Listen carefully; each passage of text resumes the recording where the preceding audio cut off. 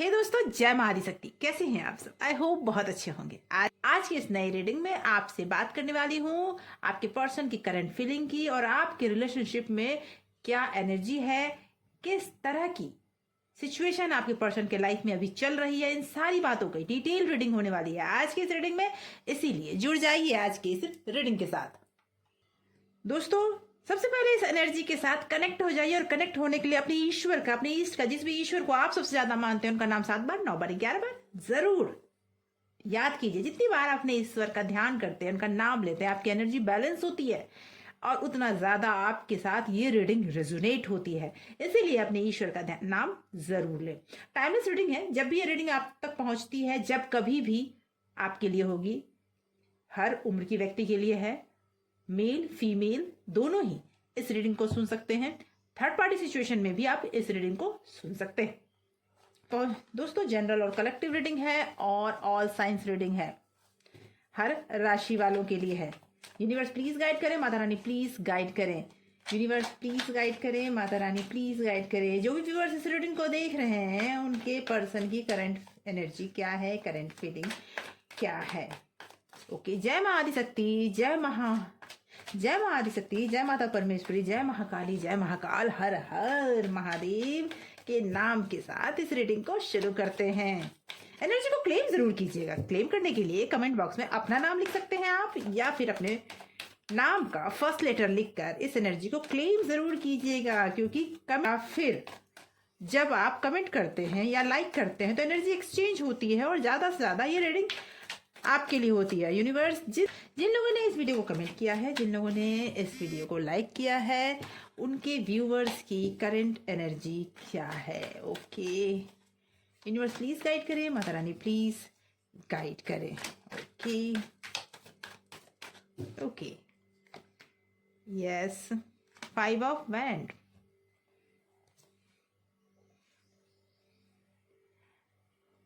Queen of swords, Wheel of Fortune, okay, 3 of Swords,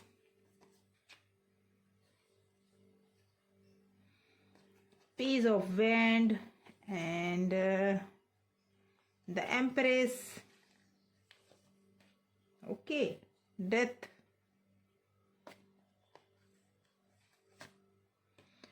or 2 of Swords। Bottom of deck है दोस्तों 10 of cup. तो दोस्तों, मुझे ऐसा लगता है कि पिछले कुछ दिनों से आप दोनों में झगड़े हुए हैं, या फिर कुछ टाइम से आप लोग अलग अलग रह रहे हैं। आप दोनों के बीच बहुत सारे मतभेद हैं और इसका कारण एक और चीज है कि आपके जो पर्सन है ना, वो बहुत ज्यादा, मैं कहूँ तो, कड़वा बोलते हैं जी। उनकी बातें आपके दिल में चुभ जाती है। कहीं ना कहीं आपके और उनके बीच कोई पर्सन है या था, लेकिन जो भी था, जिसकी वजह से आपने जो तकलीफें लाइफ में झेली हैं, समय बदलने वाला है। तकलीफें बहुत ज्यादा आपने झेली हैं। आपकी लाइफ में कोई ना कोई चैप्टर खत्म हुआ है, आपके पर्सन के लाइफ में भी कोई ना कोई चैप्टर खत्म हुआ है। आपके पर्सन आज बहुत दुविधा में है। आपके पर्सन ने आपको बहुत कुछ सुनाया है। हो सकता है आपके पर्सन ने उस तीसरे इंसान के लिए, उस थर्ड पार्टी के लिए आपको बहुत कुछ सुनाया हो सकता है उस थर्ड पार्टी के लिए कई चीजें आपने भुगती हो, और पिछले कुछ टाइम से आप दोनों में के बीच में बात ना होने का सबसे बड़ा कारण मुझे वही दिख रहा है। लेकिन मैं बता दूं, समय एक जैसा कभी नहीं रहता। आपके पर्सन के लाइफ में एक बहुत बड़ा बदलाव आया है। कहीं आपको ऐसा तो नहीं लग रहा है कि आपके पर्सन आज बहुत खुश हैं, अपनी लाइफ में बहुत एंजॉय कर रहे हैं, और वो थर्ड पार्टी और वो जीत चुके हैं, आप हार गए हैं। आपने मतलब अपनी लाइफ में सबसे खराब समय आपने इस कुछ पीरियड में बिताए हैं। अगर ऐसा आप फील कर रहे हैं तो मैं बता दूं आपके कि ऐसा कुछ भी नहीं है। हाँ, ये बात सही है कि जब तक वो आपके साथ थे, उन्होंने आपको बहुत सताया, हो सकता है उन्होंने बहुत कुछ सुनाया आपको, और ऐसी स्थिति बना दी जहां पर आप और वो अलग होने लगे। लेकिन खुशी की बात मैं कहूं तो उनके लाइफ में भी आज बहुत कुछ बदलाव आया है। जो चीजें थी बहुत तेजी से बदला है उनके लाइफ में। कोई ना कोई चैप्टर एंड हुआ है, कोई ना कोई बात है जो उन्हें बहुत परेशान कर रही है। बहुत बड़ा थप्पड़ लगा है उन्हें ईश्वर की तरफ से कि जो उन्होंने किया उन्हें वापस मिला है। समय लौटकर हमेशा आता है। जिस समय उनके लिए वो समय बलवान था, आज वो समय आपके लिए बलवान है। जो थर्ड पार्टी की बात अगर कहूं तो उस थर्ड पार्टी के लिए आज आपके पर्सन कंफ्यूज है, पूरी तरह से कंफ्यूज है कि क्या करूं। वो दो राहे पे खड़े हैं, किस रास्ते पे चलूं, आपके पास वापस लौट जाऊं या फिर यहीं रहूं। क्योंकि जहां पर वो थे, जिसकी वजह से आप दोनों का, अगर मैं कहूं घर टूटा, दिल टूटा, जो भी हुआ, वो पर्सन आज उनका दिल तोड़ चुके हैं। जो चीज उन्होंने आपको दिया था, आज उनके लिए वो रिटर्न आया है। क्योंकि यूनिवर्स कभी भी अपने पास कुछ भी नहीं रखते। जो आप उन्हें देते हो कई गुना बढ़ाकर वो आपको रिटर्न करते हैं। कहीं ना कहीं आपको दुख और तकलीफ उन्होंने दिया था, वो कई गुना बढ़ाकर उन्हें रिटर्न मिला है। वो पिछले कुछ टाइम से मुझे लगता है कि वो बहुत ज्यादा तकलीफ में है। पिछले कुछ टाइम से वो बहुत ज्यादा ऐसी परिस्थिति में, और तकलीफ का कारण भी वही इंसान है जो इंसान आप दोनों के बीच में आकर आप दोनों के रिश्ते को खत्म कर चुका था या थी। आज वो आपके साथ आना चाहते हैं, अपने फिर से हैप्पी फैमिली आपके साथ बनाना चाहते हैं। आप देखिए 10 ऑफ कप का ये कार्ड कह रहा है कि आज उनके दिल में आपके लिए बहुत प्यार है। लौटना चाहते हैं वो आपके पास, फिर से वो उस चीजों को, उन लम्हों को जीना चाहते हैं जिन लम्हों में वो आपके साथ बहुत खुश थे। लेकिन इतनी कड़वी बोलियां उन्होंने बोल दी आपसे, इतने सारे आर्ग्यूमेंट्स आपसे हो चुके हैं कि आज उनमें शायद वो हिम्मत नहीं है कि वो आपसे खुलकर बात कर सके। इसी वजह से आज उन्हें यह एहसास हो रहा है कि कितनी इनमेच्योरिटी वाला काम उन्होंने किया, जिसके लिए उन्होंने इतना कुछ किया। आज वो इंसान उन्हें इस परिस्थिति में पहुंचा चुका है। कहीं ना कहीं मुझे ऐसा चैनलाइज हो रहा है कि वो मेंटली ही नहीं, फिजिकली भी बहुत ज्यादा हर्ट हुए हैं। फिजिकली इन द सेंस कि कहीं ना कहीं वो बीमार है, कहीं ना कहीं उनकी तबीयत खराब है, कुछ तो ऐसा है जिसकी वजह से वो बहुत ज्यादा परेशान है। जी, आइए देखते हैं कुछ और क्लैरिटी, देखते हैं कि आपके लिए कुछ क्या वो सोच रहे हैं इस समय में। क्योंकि ये तो तय है कि वो इंसान की लाइफ में बहुत कुछ ऐसा चल रहा है जो ये दिखा रहा है कि उनके लाइफ में कर्मा लौट कर आया है। जी, ईश्वर जो इष्ट आपके हैं, जो ईश्वर आपके हैं, जिसके लिए सामने आपने मिन्नतें की, जो चीजें आप चाहते थे कि कहीं ना कहीं उनके लाइफ में भी वो दिन उन्हें देखना पड़े जो दिन आपने देखा है, तो ये चीज मान लीजिए कि वो भी वो चीज देख रहे हैं। ओके, और क्या है? ओके, देखिए night of sword and okay queen of wand, the hangman and queen of cup. मुझे ऐसा लगता है कि आपके पर्सन पर ना, आपके पर्सन आपकी तरफ आप लौटना तो चाहते हैं। आपके पर्सन ने कोई ना कोई कॉल मैसेज करना चाहते हैं, लेकिन उनकी स्थिति अभी हैंगमैन जैसी है, उल्टे लटके हुए हैं। यानी कि परिस्थिति इतनी गंभीर है कि उनकी सिचुएशन ऐसी है कि वो उससे बाहर नहीं निकल पा रहे हैं, कुछ कर नहीं पा रहे हैं। चाहते हैं वो, आपसे प्यार बहुत करते हैं वो, लेकिन अभी आपको ना बता पा रहे हैं, ना ही आपसे छुपा पा रहे हैं। कहीं ना कहीं मुझे ऐसा लगता है कि ऐसी गंभीर बातों में वो खोए खोए से रहते हैं, जहां पर वो आपके बारे में सोचते तो हैं लेकिन आपके लिए कुछ कर नहीं पा रहे हैं। मुझे ऐसा लगता है कि इस कंडीशन में थर्ड पार्टी को जब से ये एहसास हुआ कि कहीं ना कहीं आपके पर्सन को आपकी यादें सताने लगी है, परेशानी बढ़ने लगी है, उस टाइम से उन्होंने आपके पर्सन पे कुछ ना कुछ तो करवाया है। कहीं ना कहीं कुछ ऐसा हुआ है जो आपके पर्सन को उन्होंने अपने करीब रखने के लिए, अपनी बातें मनवाने के लिए, या वो उन्हें छोड़कर ना चले जाएं, इस वजह से कुछ ना कुछ करवाया है। लेकिन क्योंकि वो नहीं चाहते कि आपके पर्सन उन्हें छोड़कर चले जाए, आपके पर्सन उनसे ऊब गए हैं, उनसे दूर जाना चाहते हैं, लेकिन ये पर्सन उन्हें छोड़ना नहीं चाहते।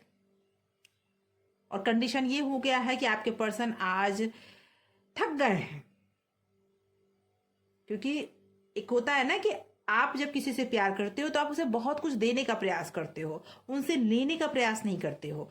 तो आपके पर्सन को आपने इतना कुछ दिया, इतना कुछ दिया कि वो ये भूल ही गए कि आपको भी कुछ चाहिए, और इस कंडीशन में उन्होंने आपको किनारे कर दिया। अब जिससे उन्होंने दिल लगाया उस इंसान ने इनको किनारे कर दिया। आज इनकी कंडीशन ये है।